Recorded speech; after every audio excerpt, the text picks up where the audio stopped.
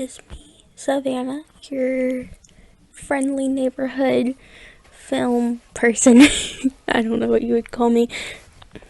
Your random girl that's just obsessed with film. Random girl on the internet that's just obsessed with film. That's what you could call me. Okay. Anyway, I am so sorry about missing last week, but I got strep and I couldn't talk. Well, I could talk, but like, no one wants to hear me talk about a random movie for 30 minutes when my voice sounds like a prepubescent teenager, like teenage boy going through puberty.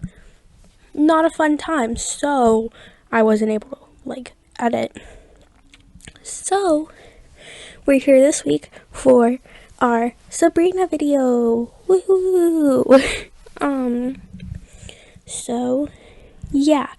I hope you enjoyed today's video, and let's get into it.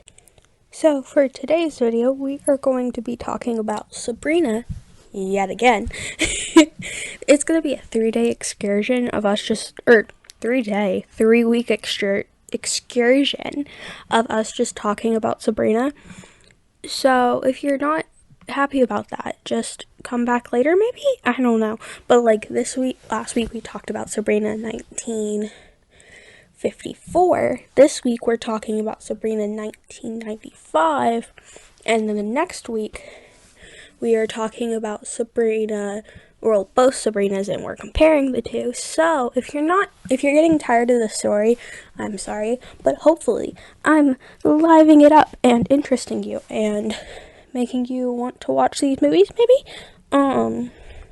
And also maybe, just maybe, making it where my personality is just really interesting. I don't know, but yeah. So today we're going to be talking about Sabrina 1995 while I do my hair. So our film today, as I've already stated like 5 times, is Sabrina 1995. And this film came out December 15th, 1995.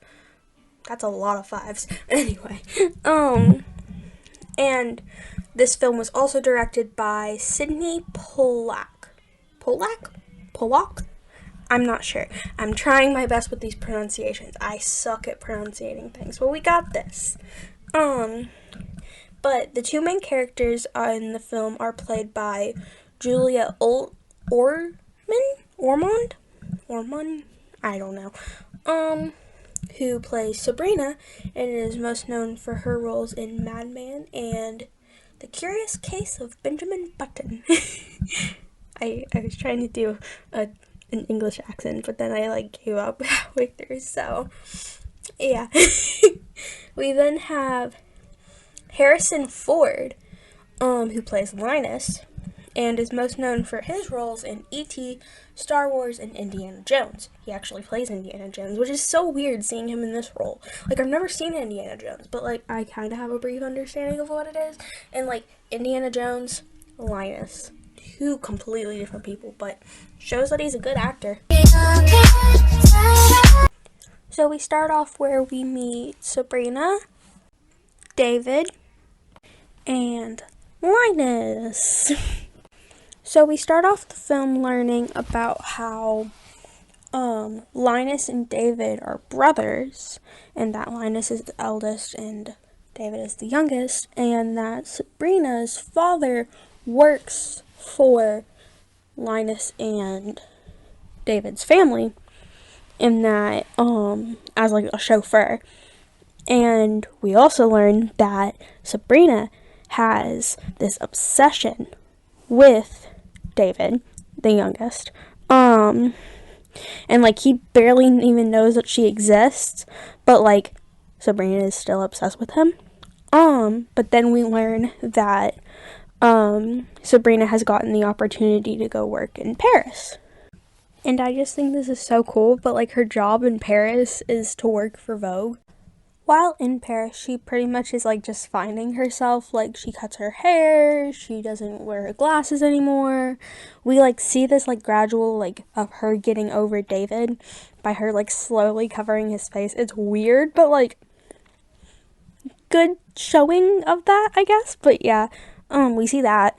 Um, and when Sabrina finally comes back to the States, we run into some issues because David is finally taking notice to her, like noticing that she's a beautiful person and yada yada yada because she got her haircut, is wearing red lipstick and wearing a blazer. But he notices that she's so beautiful as he's picking up a gift for his mother, and he's engaged because while back in the States, while she was in Paris, he got engaged to this woman named Elizabeth Tyson, the daughter of the Tyson family, who is creating a plastic merger with the Larrabee family. So this runs into some issues. So how I mentioned earlier, David was going to pick up like a gift for his mother. The reason why he was picking up this gift was for a birthday party for her. And whenever he ran into Sabrina, while picking up this thing, he drove her home and ended up inviting her to his mother's birthday party, which I don't know why he would invite her to his mother's birthday party. Like, it's his mother, she should be able to invite people, not him, but whatever. But he ends up inviting her, and this causes some problems because he goes off and is wanting to like seduce her and get like with her and whatnot, and Linus catches wind of it, and he's the one that's in charge of this merger with the Tyson family. So he puts this plan into action to try to keep the two away from each other, starting with having David sit on champagne glasses. So after bringing his brother just a minor ER trip, it's bad I laugh at my own jokes. Anyway, after sending his brother to the ER, he ends up fixing his plan of getting the merger together by having David and Elizabeth marry each other. He begins to fix his merger plan by going to where Sabrina and David were going to meet up, which is the solarium, to get groovy with it. I guess you could call it. Or that's what I assume. But David ends up having some mishaps, and Linus goes in place of him. And what ends up happening is they drink champagne, they dance, and then Linus ends up kissing Sabrina, which she then slaps him. Go Sabrina. And yeah. This then leads us to like the next big chunk of the film of just Linus and Sabrina are like starting to get closer. Sabrina is still like trying to go for David, but like she's obviously falling for Linus, and so is Linus for Sabrina. And it's pretty much that his plan was to keep Sabrina distracted while David heals, and then sending her off to Paris so that then she doesn't get in the way of his plan to close the merger. But what ends up happening is Sabrina and him fall in love. So that honestly goes to shit. But they are like falling in love. So Linus is just kind of being a shitbag. He's still going along with this plan of, he tells Sabrina, hey, I'm gonna peace out to Paris because you told me it's a good idea. And he's like, I want you to peace out with me. And she starts believing him, and then the pressure gets to him, and he ends up telling her the truth because he can't keep it from her. And so it ends up that she feels betrayed because he's over here being an asshole, thinks that he's taking her to Paris and that they're going to live happily ever after, but in reality, he's just using her as a pawn. And at the end of this scene, she gives off the most badass fucking line. I'll drive you home. I'm flying home. Like, see, that's just such a good line. Like, they need to put that on a freaking t-shirt. They need to, like, plaster that somewhere. I'm probably being dramatic, but I really like that line. Like, I like her comeback there, and I just, like, writing gold, people writing gold. So then after this, Linus obviously realizes where he fucked up, and he's like, I need Sabrina back. But he won't say that, so he's like, I need to make things right. So he ends up, like, changing the ticket to David's name and yada yada yada, so that David can go to Paris and that he can fix everything. But David and Sabrina had a conversation, and David could tell that something was up and that Linus did something. So David goes to the office, march, and he's like, bro, you hurt Sabrina, you douche. And Linus like, I know, I'm fixing it. You go to Paris with her. And he's like, you're a douche. You love her. This scene is chaotic. And he punches her. Or, he punches her? No. He punches Linus. And then, again, he finds out that Linus is in love with her. David then but he then begins to fix everything for Linus so that Linus can be with Sabrina if Sabrina takes him back. P.S. She does, or we wouldn't have the movie. But he rushes to make everything right. He gets the company in his name. He somehow, I don't know, he closes the merger and makes it so that Linus can go be with Sabrina. And, like, also marries Elizabeth, I suppose, but Linus then goes to Paris, and he's able to, like, successfully get there before she does, and they see each other. She accepts his lame-ass apology. Like, yes, it was kind of romantic, I have to admit, but how did she forgive him that freaking fast? Like, she was being lied to for, like, a month? I don't know how long. They don't have a really good timeline.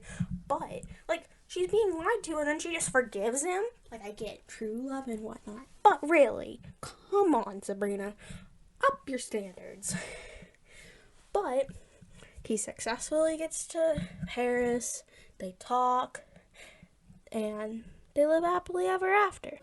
Sabrina Fair, you're the only one who can. And on this very large estate there lived a small girl, and life was pleasant there, and very, very simple. But then one day, the girl grew up, and went beyond the walls of the grounds. Now for my final thoughts. So, first, I really liked the casting. I thought it was really, really good.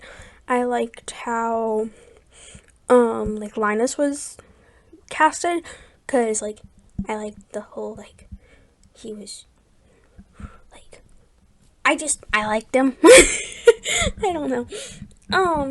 I also liked how Sabrina was casted. I do wish she would have played more, like, a fun, loving character instead of so serious, but, like, I still liked her. I also really liked David's casting.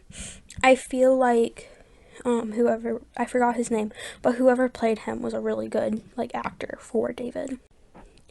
Next is, like, the slaps and the punches. I just thought they were so funny, and, like, I know you're not supposed to, like, laugh at, like, pain in a movie, but, like, they made me laugh so hard. Like, they were so bad. And I just thought it was really, really funny. And then, like, they seemed so fake, too, at times. It was just, the punches were priceless. Just great material there.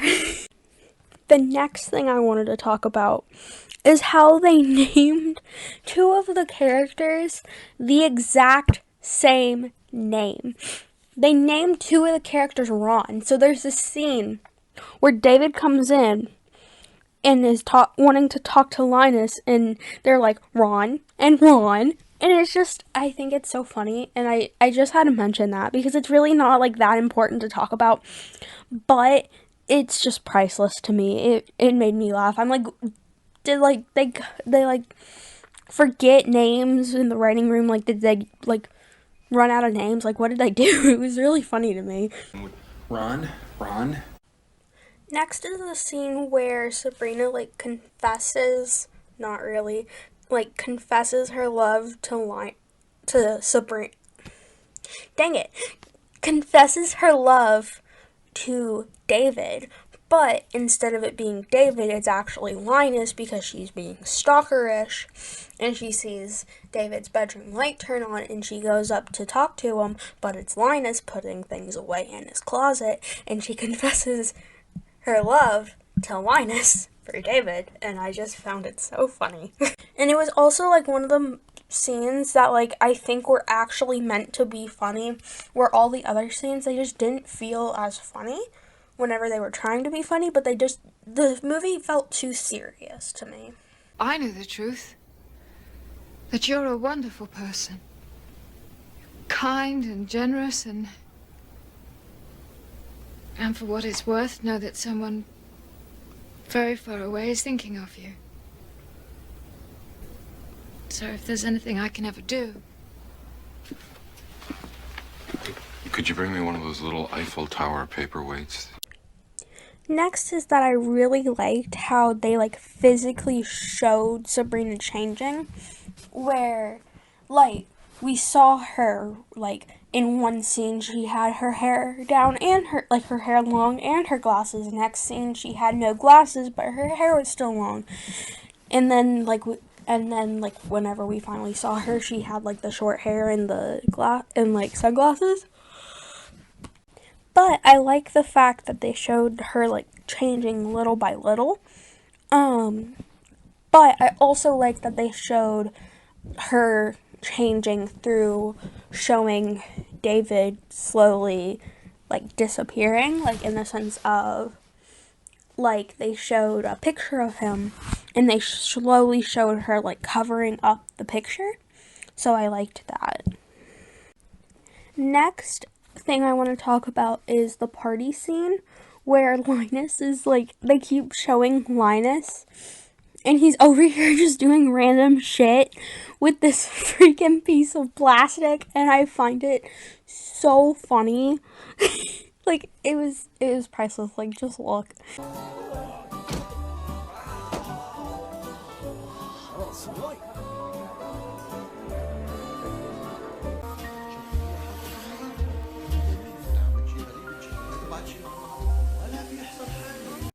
Like, the fact they just added in that little thing of Linus, like, lighting his cigar with the blowtorch, just, it's so funny to me. And watching him, like, handing over that stick thing to the guy, it's just, it adds, like, a little bit of charm to his character that I think Linus needs, but I still wish that the movie just would have given them a little bit more, like, funny scenes like this. Next thing I want to talk about is the apology. This may just be a me thing and just I have really high standards, but Sabrina accepted that apology way too freaking quickly. Like, I would have been like, we're gonna be friends for a couple months to show that I can trust you again, cause like, nuh-uh. That was a douchebag move. Like, you don't do that, bro. I would not accept that apology so quickly. It's just rude. He is rude. Next is, thing I want to talk about is the fact that I'm so tired of seeing the trope of, oh, I changed my entire appearance, so now my crush will notice me. It's so annoying. If your crush didn't notice you before, he shouldn't notice you ever because you don't deserve that. you deserve, he or she, whoever you are with, deserves you at your worst, or not deserves you, but if they can't accept you at your worst, they don't deserve you at your best. And I just think that David is a douche. This entire family just seems like a bunch of douchebags. But, I do think that, I'm tired of seeing the trope where you have to change to get your crush's, attention. And two, she didn't even change that much. She just cut her hair and started wearing more sophisticated clothing. Like, that's not changing much. She's still the same Sabrina. She's still awkward. She's still goofy. She's still, yeah, or not really goofy, but she's still awkward. She's still kind of obsessed with David, but not changing your outside, like, look is not going to change your insides, you know? The next thing I want to talk about is, like, the stalking aspect of it, I guess you could call it. But it feels like in this movie, they are romanticizing the fact that Sabrina is kind of stalking, David. Like, these are just some of the clips from the movie, and it looks like she's genuinely stalking him, and it's really freaking creepy to me. And, like, I just don't like it. Like, I wish they didn't add that to the movie. Like, it's really creepy. And, like, there's even a part where Sabrina's, like, telling David what she wants for the night, how she wants the night to go, and he's like, okay, and she's literally verbatim telling him what he does to all the other girls. So, like, it's freaking creepy. Like, if I were to go out with someone and they would tell me that, I would be like, hell no, I'm not dating you anymore, you fucking creep. Like, no. My next point I want to mention is the European experience. This just irks me in a way. This, like, is a plot hole that irks me in a way that it shouldn't, but it does. So, it's the beginning of the movie. Sabrina's obsessed with David, as we know. She goes past her father, and her father then tells the audience and her, like, you better get packing or whatever because you're going to Paris tomorrow, yada, yada, yada. And he's like, I want you to get the European experience. You all have probably noticed this. She's British.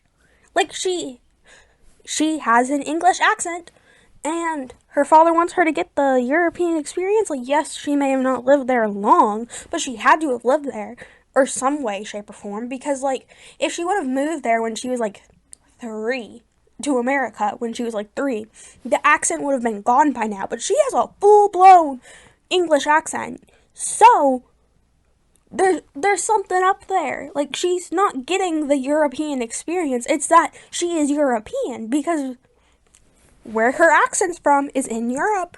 So, like, what does he mean by she's getting the European experience? She's European! Like, she is from Europe.